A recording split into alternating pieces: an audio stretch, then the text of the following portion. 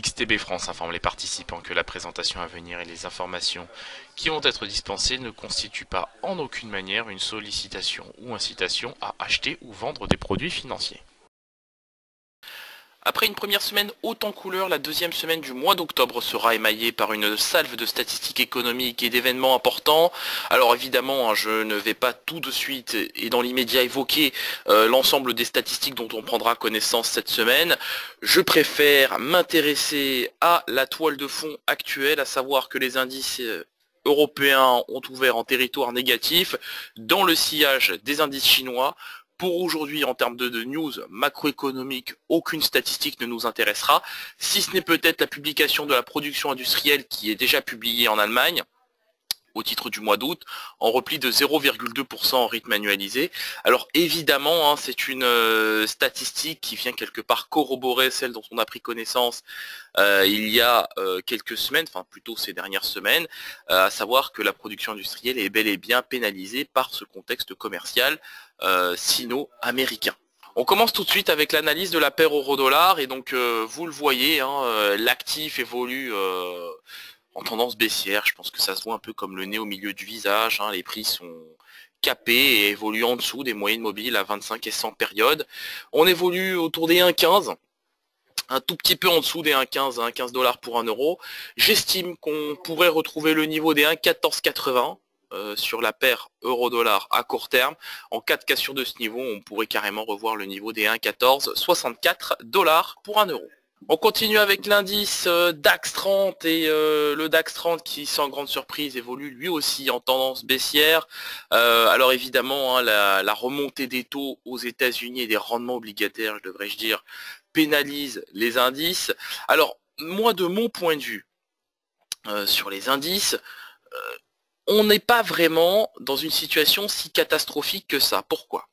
Parce que c'est la première fois depuis 2011 que les taux US retrouvent le niveau des 3,2. Donc de mon point de vue, et dans la mesure où c'est la première fois, je pense qu'on va pas tenir longtemps sur ces niveaux, qu'on va replier, que l'indice DAX 30 et que les indices d'une manière générale vont retrouver des couleurs. Par contre, si le 10 ans américain en revient à aller chercher le niveau des 3,2% une seconde fois, eh bien là, je pense que pour le coup, les indices le paieront assez cher, parce que la prochaine fois que le 10 ans américain testera le niveau des 3,2%, eh bien là, je pense qu'on s'affranchira clairement de ce niveau.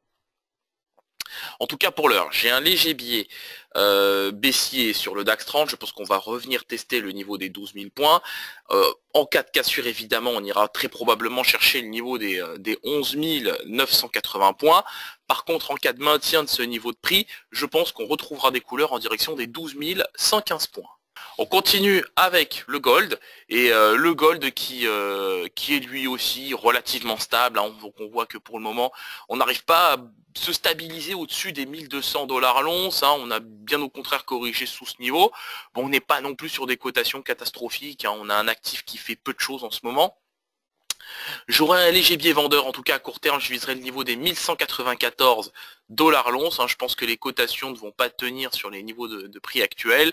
Maintenant, je ne vois pas l'or aller véritablement sous le niveau des 1194 $ l'once à très court terme. On continue avec le WTI, et donc là on le voit, pareil à l'image de beaucoup d'actifs, le WTI corrige, perd du terrain. Donc là on teste le support des 73,68 $ le baril. En cas de cassure, ça pourrait faire mal, ça pourrait faire 73 voire même 72 $ le baril. Évidemment le WTI est pénalisé par le rebond du dollar américain, et surtout par la production américaine qui, je le rappelle, fluctue autour des 11 millions de barils par jour au moment où on se parle. Donc pour l'heure, évidemment, il y a aussi évidemment cette thématique offre-demande, puisque la guerre commerciale sino-américaine va clairement pénaliser la croissance mondiale et donc la demande de pétrole par voie de conséquence. C'est la raison pour laquelle on assiste à un vrai repli. Alors j'allais dire prise de bénéfices, mais c'est bien plus que des prises de bénéfices que nous avons actuellement, c'est un véritable repli de cet actif.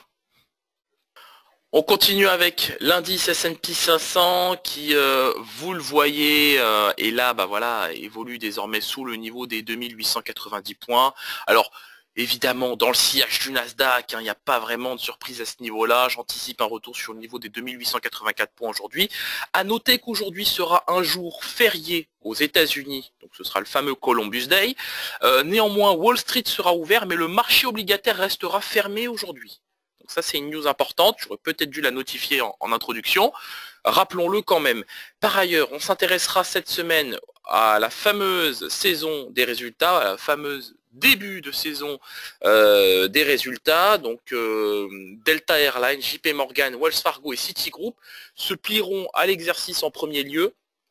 Alors je crois que ce sera sur jeudi et vendredi, mais bon, on n'y est pas encore, mais toujours est-il que les publications de résultats du troisième trimestre seront regardées de près. Il y aura un développement bien évidemment sur ce sujet dans l'analyse matinale de ce lundi. On termine avec le Bitcoin et l'actif, hein, vous le voyez, pour l'heure évolue lui aussi en légère tendance baissière. On le voit ici, là, cette petite baisse, et ce depuis plusieurs heures maintenant sur le Bitcoin.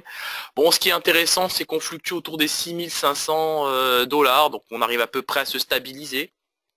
Hein, nettement au-dessus d'ailleurs du niveau des 6476, qui est un très très bon support visiblement.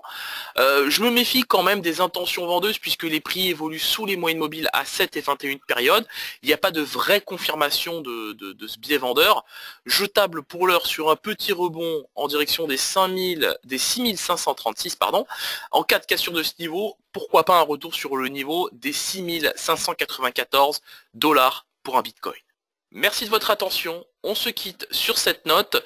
Je vous souhaite une excellente séance de trading.